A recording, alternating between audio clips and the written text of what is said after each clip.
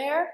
So I am at my workplace. I am 1.25 hours early because I thought I'd just come here and read. I worked this morning for I think it was 3 hours, and now the same thing. I think it's 2.5 though this time, and I had a bunch of free time in between. So I thought, hey, why not just stay in Munich and visit the zoo, because I've not been doing that much lately. It was a really nice day for going to the zoo and not being bothered.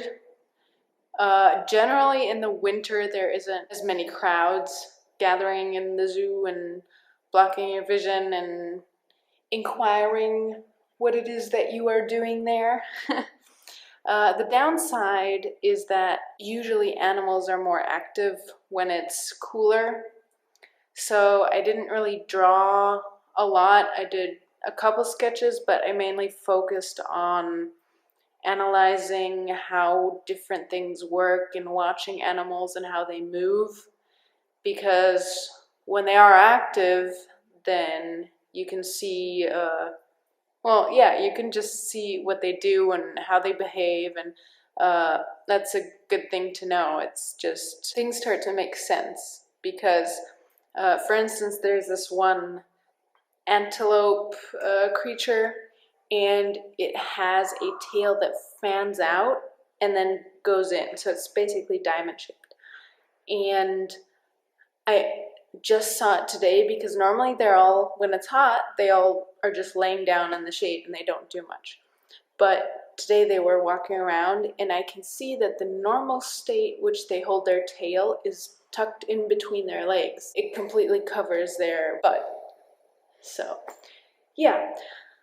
Anyways, I am going to read right now, and I'm gonna doodle a little bit and do some thinking. So I'll probably see you at home.